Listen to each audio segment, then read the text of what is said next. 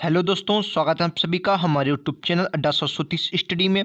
तो दोस्तों, आज आपके लिए ग्रुप डी और एनटीपीसी CV2 के लिए, जिसमें साइंस एक बेहतरीन रोल अपना अदा करता है, तो इसी के लिए हम साइंस के आज महत्वपूर्ण 25 प्रश्न लेकर आए हैं। इन 25 प्रश्नों में से आपका स्कोर दोस्तों क्या रहता है, आप हमें लास्ट में ज़रूर कमेंट बॉक्स में बताएंगे। और पूरे 25 प्रश्नों को आप देखिए, फिर आपको पता चलेगा कि आपका लेवल कहाँ तक है। ठीक है, चलिए आज का पहला प्रश्न बहुत ही अच्छे से हम प्रश्नों को देखेंगे। राइट आंसर क्या होगा बताना है। कह रहा परमाणु रिएक्टर में प्रयुक्त जो ईंधन होता है, परमाणु रिएक्टर में प्रयुक्त ईंधन कौन सा है, आपको बताना है। परमाणु रिएक्टर में प्रयुक्त ईंधन है कोयला, जलने वाली गैसें, पेट्रोल या यूरेनियम। क्वेश्चन का राइट आंसर क्या होगा, तो आपको याद रखना है, इस क्वेश्चन का राइट आंसर यूरेनियम होगा। ठीक है, यूरेनियम होता है परमाणु रिएक्टर में प्रयुक्त ईंधन। अच्छा, अगर जीके जीएस में क्वेश्चन पूछ लेता है जनरल नॉलेज में कि यूरेनियम में विश्व में पहले स्थान पर कौन है, तो आप बताएंगे कजाकिस्तान, दूसरे नंबर पर कनाडा और तीसरे नंबर पर इसमें ऑस्ट्रेलिया आता है। ठीक है, ये आपका जनरल नॉलेज का क्वेश्चन हो सकता है। फिलहाल आप साइंस में आपको याद रखना है, परमाणु रिएक्टर में प्रयुक्त ईंधन जो होता है वो यूरेनियम होता है। ठीक है, नेक्स्ट प्रश्न आपकी स्क्रीन पर ये रहा, बहुत ही बेहतरीन प्रश्न है। कह रहा है नाभिकीय रिएक्टरों में ग्रेफाइट का प्रयोग किया जाता है। जो नाभिकीय रिएक्टर होते हैं उनमें आपको बताना है ग्रेफाइट का प्रयोग किस रूप में किया जाता है, ईंधन के रूप में, विमंदक के रूप में, स्नेहतक के रूप में या विद्युत रोधी के रूप में। तो आपको याद रखना है, इस क्वेश्चन का राइट आंसर दूसरा होगा, यानी कि विमंदक के रूप में। याद रखेंगे जो नाभिकीय रिएक्टर होते हैं इनमें जो ग्रेफाइट होता है, क्या सर, ग्रेफाइट जो होता है, ग्रेफाइट का जो प्रयोग किए हैं हम लोग वो विमंदक के रूप में करते हैं। किसमें, विमंदक के रूप में करते हैं, याद रखेंगे। ठीक है, अगला प्रश्न आपकी स्क्रीन पर ये रहा, राइट आंसर क्या होगा। कह रहा न्यूक्लियर रिएक्टरों में भारी जल का प्रयोग शीतलक के रूप में किया जाता है। क्यों किया जाता है, खनिज समृद्ध जल होता है इसलिए किया जाता है, ओजनीकरण जल होता है इसलिए किया जाता है, या भारी धातु के खनिजों से युक्त जल होता है इसलिए, या हाइड्रोजन के भारी आइसोटोप से युक्त जल होता है। तो आपको याद रखना है, हाइड्रोजन से भारी आइसोटोप युक्त जल होता है, इसलिए क्या करते हैं, जो न्यूक्लियर रिएक्टर होते हैं, क्या होते हैं सर, रिएक्टर होते हैं, इनमें हम क्या करते हैं, भारी जल का प्रयोग करते हैं, भारी जल का प्रयोग किया जाता है। आपको याद है क्यों करते हैं, क्योंकि हाइड्रोजन के भारी आइसोटोप से युक्त ये जल होता है। याद रखेंगे, डी इस क्वेश्चन का बिल्कुल करेक्ट आंसर होगा और छपने वाले प्रश्नों में से ये प्रश्न है। ठीक है, नेक्स्ट प्रश्न आपकी स्क्रीन पर दोस्तों ये रहा, राइट आंसर क्या होगा। ये फिलहाल वैसे आपका प्रश्न आ गया है तो आप इसे देख लीजिए। शायद इस साइंस का क्वेश्चन आप नहीं कह सकते क्योंकि इन्वायरमेंट का क्वेश्चन है। तो आपको याद रखना प्रोजेक्ट टाइगर किस वर्ष प्रारंभ किया गया था, ये क्वेश्चन है, तो आपको याद रखना है प्रोजेक्ट टाइगर आपका 1973 में आया था। क्यों, क्योंकि आपने सुना होगा कि 5 जून 1972 को, कब सर, 5 जून 1972 को, 5 जून 1972 को किसकी स्थापना हुई थी, तो कहेंगे UNEP की स्थापना हुई। UNEP यानी कि संयुक्त राष्ट्र जो इन्वायरमेंट प्रोग्राम था उसकी स्थापना हुई थी, और उसी से प्रेरित होकर इंदिरा गांधी जी ने 1973 में प्रोजेक्ट टाइगर स्टार्ट किया था। आपको ये बात भी याद रखनी। अगला प्रश्न आपके स्क्रीन पर ये रहा, साइंस इन्वायरमेंट से संबंधित है, लेकिन ये प्रश्न मैंने साइंस में कई बार देखा है, तो आप SSC इसको कई बार पूछ सकता है, हो सकता है आपके रेलवे में भी पूछा जाए। क्वेश्चन कह रहा है कि एक उत्पादक, एक शाकाहारी और एक मांसाहारी को दर्शाने वाला उपयुक्त आहार श्रृंखला निम्नलिखित में से कौन सी होती है। तो आपने इकोसिस्टम को पढ़ा होगा, तो आपको याद रखना सबसे पहले क्या होता है, सबसे पहले पादप होते हैं, फिर उसके बाद प्राथमिक उपभोक्ता, फिर द्वितीयक उपभोक्ता, इस प्रकार से होते हैं। तो इसलिए आपका इसमें दूसरा बिल्कुल करेक्ट आंसर होगा, आपको याद रखना है, बेहतरीन प्रश्न है। नेक्स्ट प्रश्न आपकी स्क्रीन पर ये रहा, क्या निम्नलिखित में से कौन सा प्रक्रम वायु में कार्बन डाइऑक्साइड की मात्रा को नहीं बढ़ाता है।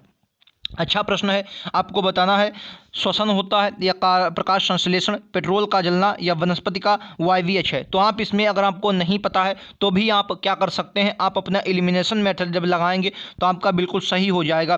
कह रहा है ऐसा कौन सा प्रक्रम है जो वायु में कार्बन डाइऑक्साइड की मात्रा को नहीं बढ़ाता है। तो आपको पता होना चाहिए, अगर हम श्वसन करते हैं तो कार्बन डाइऑक्साइड हम छोड़ते हैं, पेट्रोल का जलना बिल्कुल कार्बन होता है, ठीक है, वनस्पति का क्षय भी कार्बन से होता है, लेकिन आपको याद है प्रकाश संश्लेषण में किसके सर, प्रकाश जो संश्लेषण होता है, प्रकाश संश्लेषण के द्वारा कोई भी कार्बन नहीं मुक्त होता है। तो आपको याद रखना इससे कार्बन डाइऑक्साइड नहीं बढ़ता है। ठीक है, तो दो आपका बिल्कुल करेक्ट आंसर होगा, छपने वाले प्रश्नों में से ये भी आपको देखने को मिलेगा। अगला प्रश्न कह रहा है कि रेड डाटा बुक निम्नलिखित में से कौन सी डाटा प्रायः पाया जाता है। तो रेड डाटा बुक होती है, इसमें क्या होता है, रेड डाटा बुक जो प्रकाशित की जाती है इसमें सभी लुप्त प्राय, कैसी सर, सभी जो विलुप्त हो रही कैटेगरी की प्रजातियां होती हैं उनको रखा जाता है, आपको याद रखना है। तो तीसरा इस क्वेश्चन का बिल्कुल करेक्ट आंसर होगा, या आपके एग्जाम में यहाँ से प्रश्न आएगा तो आप लोग गलत नहीं करेंगे। ठीक है, नेक्स्ट प्रश्न आपकी स्क्रीन पर ये रहा, राइट आंसर क्या होगा। बहुत ही बेहतरीन एक और प्रश्न कह रहा है, जीवों के उनके पर्यावरण के संबंध में अध्ययन को क्या कहते हैं? तो आपको याद रखना है उसे पारिस्थितिकी विज्ञान कहते हैं, आपको पता होगा, इस पर हम लोग ज़्यादा चर्चा नहीं करेंगे। अगला प्रश्न और बहुत ही बेहतरीन प्रश्न है, कह रहा है बताना है, कह रहा है न्यूक्लियर रिएक्टर में भारी जल का प्रयोग किस रूप में किया जाता है? अभी हमने क्यों किया जाता है ये देखा, और उसमें हमने ये भी बताया था कि क्यों किस रूप में किया जाता है। अगर आपने क्वेश्चन को अच्छे से पढ़ा होगा तो मैंने बताया है, बताना शीतलक के रूप में, ईंधन के रूप में, रदरफोर्ड या प्रमाणिक भंजक के रूप में। तो आपको याद रखना है जब न्यूक्लियर रिएक्टर होता है उसमें जो भारी जल यानी कि D2O का प्रयोग किया जाता है वो शीतलक के रूप में किया जाता है। किसके? शीतलक के रूप में किया जाता है। तो ये इस क्वेश्चन का बिल्कुल करेक्ट आंसर होगा। छपने वाले प्रश्नों में सही ऐसे प्रश्न आपके एग्जाम में 110% आपको देखने को मिलेंगे। ठीक है, चलिए दोस्तों अगले प्रश्न पर चलते हैं। अगला प्रश्न आपकी स्क्रीन पर ये रहा और बहुत ही बेहतरीन प्रश्न है, क्या न्यूक्लियर रिएक्टर में जो न्यूट्रॉन होता है ये किसके आवंटित किया जाता है? बताना है किससे आवंटित किया जाता है। जो न्यूक्लियर रिएक्टर होता है आपको याद रखना है, जो न्यूक्लियर रिएक्टर होता है इसमें जो न्यूट्रॉन, कौन सा सर? न्यूट्रॉन आवंटित किया जाता है वो किस रूप में? तो मॉडरेटर के रूप में। किससे? मॉडरेटर के रूप में निकाला जाता है। किससे सर? मॉडरेटर से आवंटित किया जाता है। आपको ये बात याद रखनी है। दूसरा इस क्वेश्चन का बिल्कुल करेक्ट आंसर होगा। ये प्रश्न आपके एग्जाम में 110% आपको देखने को मिलेगा। ठीक है, तो आप दोस्तों आप ऐसे प्रश्नों के लिए लगातार हमसे जुड़िए, मैं लगातार आपके लिए हाजिर होता रहूँगा। ठीक है, साइंस एक बेहतरीन श्रृंखला स्टार्ट की है तो मैंने अब आपको लगातार वीडियोस के मिलेंगे। आप ग्रुप डी, NTPC, CV2 और भी SSC या किसी भी एग्जाम की तैयारी कर रहे हो तो आप हमारे चैनल को ज़रूर सब्सक्राइब करें। वीडियो पसंद आए तो लाइक से सब्सक्राइब करें और ना पसंद आए तो ना करें। ठीक है, अगर ना पसंद आए तो वीडियो को डिसलाइक कर दें, लेकिन अगर क्वेश्चन अच्छे लगे तो ज़रूर दिल से लाइक शेयर करें। ठीक है, क्या निम्नलिखित में से किसमें रेडियम की खोज की थी? बताना है रेडियम की खोज किसने की थी? मैरी क्यूरी ने, अल्बर्ट आइंस्टीन ने, RM मिल्किनन ने या पावेल स्किलिंग ने? तो बताना है आपको याद रखना रेडियम की जो खोज की थी वो मैरी क्यूरी ने की थी। किसने? मैरी क्यूरी ने की थी। आपको याद रखना ए इस क्वेश्चन का बिल्कुल करेक्ट आंसर होगा। छपने वाले प्रश्नों में से। ठीक है, याद रखेंगे। अगला प्रश्न कह रहा है कि प्राकृतिक रेडियो एक्टिविटा की खोज किसने की थी? कह रहा प्राकृतिक रेडियो एक्टिविटा की खोज किसके द्वारा की गई थी? Madam Curie, Henri Becquerel, Enrico Fermi या रदरफोर्ड? याद रखेंगे। इस क्वेश्चन का राइट आंसर क्या होगा? तो याद रखेंगे इस क्वेश्चन का दोस्तों राइट आंसर हेनरी बेकरल होगा। दूसरा इस क्वेश्चन का बिल्कुल करेक्ट आंसर है जो आपके एग्जाम में देखने को आपको जरूर मिलेगा। ठीक है, नेक्स्ट प्रश्न पर चलते हैं। अगला प्रश्न आपकी स्क्रीन पर ये रहा, राइट आंसर क्या है? क्या यूरेनियम अंततः किस तत्व की स्थायी आइसोटोप में बदल जाता है? बताना है। जो यूरेनियम होता है ये अंततः यूरेनियम किसके? यूरेनियम जो होता है, यूरेनियम के कई अभी क्वेश्चन हमने देखे। जो यूरेनियम होता है अंततः किस तत्व में स्थायी आइसोटोप में बदल जाता है? तो आपको याद रखना ये सीसा के रूप में। किसमें? सीसा के स्थायी आइसोटोप के रूप में बदल जाता है। याद रखेंगे। तीसरा इस क्वेश्चन का बिल्कुल करेक्ट आंसर होगा और बहुत ही बेहतरीन प्रश्न है। ठीक है, याद रखेंगे ऐसे प्रश्न आपको एग्जाम में देखने को मिलते हैं। तो ये वो प्रश्न है जब आप लोग यहाँ पर गलती करते हैं। ठीक है, तो याद रखेंगे। नेक्स्ट प्रश्न पर चलते हैं। अगला प्रश्न आपकी स्क्रीन पर ये रहा, राइट आंसर क्या होगा? क्या बिजली का बल्ब निम्नलिखित में से किससे अर्थित रेटेड मतलब होता है? जो बिजली का बल्ब होता है ये किससे अर्थित रेटेड होता है? यानी कि बहुत ही कहने का मतलब ऑप्शन से आप इस क्वेश्चन को कर सकते हैं। तो बिजली क्या होता है? शक्ति यानी कि बिजली और वोल्टता होता है। तो दूसरा इस क्वेश्चन का बिल्कुल करेक्ट आंसर है बिजली और वोल्टता। ठीक है, दूसरा इस क्वेश्चन का बिल्कुल करेक्ट आंसर है और आपके एग्जाम के लिए बहुत ही बेहतरीन आंसर है। ठीक है, नेक्स्ट प्रश्न आपकी स्क्रीन पर ये रहा, क्या होगा इस क्वेश्चन का राइट आंसर? और बहुत ही बेहतरीन ये भी प्रश्न है। क्या कुछ पदार्थों का अति निम्न ताप पर, अति माने क्या होता है? अति माने होता है बहुत। अगर आप देखेंगे तो अति माने क्या होता है? बहुत। और निम्न माने कम। कह रहा अति निम्न तापमान पर विद्युत प्रतिरोध पूर्णतः समाप्त हो जाता है। इन पदार्थों को क्या कहा जाता है? आपको बताना है। क्या है सर?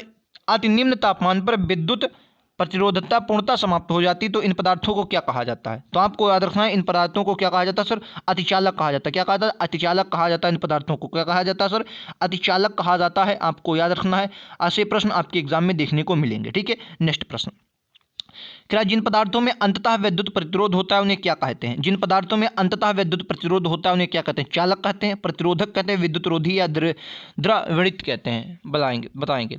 राइट आंसर क्या होगा क्वेश्चन का? तो प्रतिरोधी कहते हैं। क्या कहते हैं? प्रतिरोधी कहते हैं। याद रखेंगे। तीसरा इस क्वेश्चन का बिल्कुल करेक्ट आंसर होगा। दोस्तों अपना स्कोर हमें जरूर कमेंट बॉक्स में बताएं। आपका स्कोर क्या चल रहा है? आपकी तैयारी बहुत दिनों से चल रही होगी ग्रुप डी और NTPC CV2 के लिए आप लोग लगातार जुड़े होंगे, खासकर ग्रुप डी के लिए। तो आप बताना है आपकी तैयारी किस प्रकार है। क्वेश्चन आपको कैसे लगे, हमारे वीडियोज़ के बारे में राय ज़रूर देकर जाएँ, आपको वीडियो कैसा लग रहा है। अगला प्रश्न कह रहा है कि सुपर कंडक्टर की चालकता कितनी होती है। ये प्रश्न एसएससी सीजीएल में एक नहीं 2-3 बार देखने को मिला है। बताएंगे जो कंडक्टर होता है इसकी चालकता कितनी होती है। तो आपको याद रखना है इसकी चालकता जो होती है वो असीमित चालकता है सुपर कंडक्टर की। खास ही इसी जिस प्रकार सुपर कंडक्टर की असीमित चालकता होती है तो आपको बताना है जो आदर्श वोल्टमीटर होता है इसकी प्रतिरोधकता कितनी होती है। तो अगर आपके एग्जाम में ये प्रश्न आता है कि आदर्श वोल्टमीटर की प्रतिरोधकता कितनी होती है तो इसकी भी प्रतिरोधकता आपको याद रखना असीमित होती है, इसकी कोई सीमा नहीं होती है आदर्श वोल्टमीटर के रूप में। ठीक है, आपको ये बात याद रखनी है। अगला प्रश्न कह रहा है नॉट गेट किसके द्वारा क्रियान्वित किया जाता है। जो नॉट गेट होता है आपको याद रखना, नॉट गेट जो होता है ये किसके द्वारा, एकल ट्रांजिस्टर के रूप में, किसके,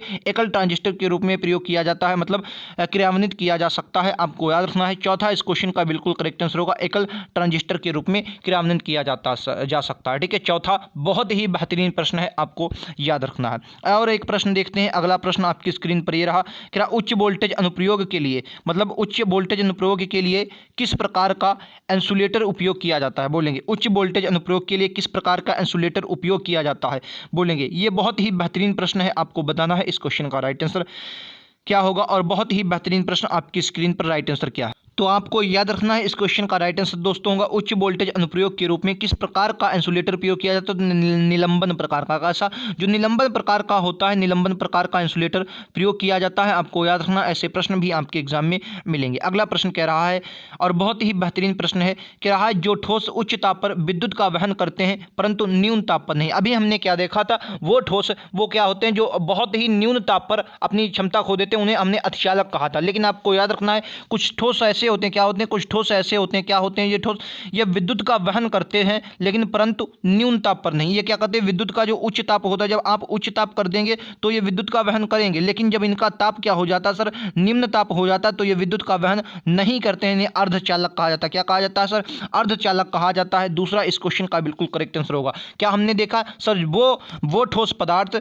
जो विद्युत का वहन उच्च ताप पर करते हैं लेकिन निम्न ताप पर नहीं, उन्हें हम अर्धचालक कहते हैं। क्या कहते हैं, अर्धचालक कहते हैं। अर्धचालक के कौन कौन से उदाहरण है, एग्जाम्पल क्या है, कमेंट बॉक्स में हमें एक दो जरूर आप बताएंगे। देखते हैं आपकी तैयारी किस लेवल तक है। अगला प्रश्न कह रहा है कि निम्नलिखित में से क्या सोपानी परिणाम है। बताएंगे सोपानी परिणाम क्या होता है। तो आपको याद रखना है स्थिर वैद्युत जो विभव होता है ये सोपानी परिणाम का उदाहरण है, आपको याद रखना है। चौथा इस क्वेश्चन का बिल्कुल करेक्ट आंसर है और बहुत ही बेहतरीन प्रश्न है। नेक्स्ट प्रश्न, इसको प्रश्न को पढ़िए, फिर मैं आपको ऑप्शन दिखा रहा हूं कि निम्नलिखित में से कौन सा न केवल जीव द्वारा अधिकृत भौगोलिक स्थान है बल्कि जीव समुदाय में उसकी प्रक्रियात्मक भूमिका को भी वर्णित करता है। इसे क्या कहते हैं, तो आपको याद रखना है इसे हम इकोसिस्टम कहते हैं। क्या कहते हैं, इकोसिस्टम कहते हैं। जब आप इन्वायरमेंट पढ़ेंगे तो वहां पर ऐसे उदाहरण आपको ऐसे एग्जांपल देखने को जरूर मिलेंगे। ठीक है, याद रखेंगे इकोसिस्टम कहा जाता है। ठीक है, इकोसिस्टम कहा जाता है। नेक्स्ट प्रश्न कह रहा खाद्य श्रृंखला में सबसे निचला स्तर कैसा होता है। देखिए खाद्य श्रृंखला में मैंने भी आपको क्या बताया, सबसे निचला स्तर क्या होता है, उत्पादकता। उसके बाद फर्स्ट जो होता है प्रथम उपभोक्ता, फिर उसके बाद द्वितीय उपभोक्ता, फिर उसके बाद तृतीय उपभोक्ता, फिर सबसे बाद में अपघटक आते हैं। ये बात आपको याद रखना है। ठीक है, अगला प्रश्न देखिए, ये प्रश्न आपके एग्जाम में हो सकता है पूछ लिया जाए। कह रहा है आपको बताना है कौन सा सुमेलित जोड़ा सही है। प्राथमिक उपभोक्ता तेंदुआ भैया गलत है, द्वितीय उपभोक्ता घास उत्पादक है, अपघटक बैक्टीरिया बिल्कुल सही। जो अपघटक होता है ये बैक्टीरिया क्या है, एक अपघटक के रूप में, उत्पादक हिरण नहीं है, ये तो प्राथमिक उपभोक्ता है। ठीक है, याद रखेंगे। देखिए घास क्या है, ये उत्पादक है। हिरण क्या है, ये प्राथमिक उपभोक्ता, क्योंकि ये क्या करती है, घास को खाती है, तो प्राथमिक उपभोक्ता है। और ये तेंदुआ ये द्वितीय उपभोक्ता आप इसे कह सकते हैं। ठीक है, याद रखेंगे। इसे क्या कह सकते हैं आप, द्वितीय उपभोक्ता कह सकते हैं। ठीक है, वैसे द्वितीय उपभोक्ता और कहीं कहीं आप किसी अनुसार तृतीय उपभोक्ता के भी रूप में आपको देखने को मिलेगा। ठीक है, याद रखेंगे। नेक्स्ट प्रश्न आपकी स्क्रीन पर ये रहा, कह रहा इस क्वेश्चन का राइट आंसर क्या, और इस क्वेश्चन का जवाब आप लोग हमें कमेंट बॉक्स में देंगे। राइट आंसर क्या होगा, कह रहा निम्नलिखित में से बढ़िया रोधी इंसुलेटर कौन सा है। कमेंट बॉक्स में बताना है। 25 में से आपका स्कोर क्या रहा ये भी बताना है। और ऐसे ही लगातार प्रश्नों के लिए आप हमारे चैनल को सब्सक्राइब कर लें। यह क्लास आपकी 7 बजे होगी और सभी प्रश्न आपको बेहतरीन लगे हों तो एक बार मेहनत अच्छी लगी हो तो लाइक से सब्सक्राइब जरूर करें, और ना अच्छी लगे तो बिल्कुल डिसलाइक कर दें। मिलते हैं अगले वीडियोज़ में। आज के लिए इतना ही। Thank you.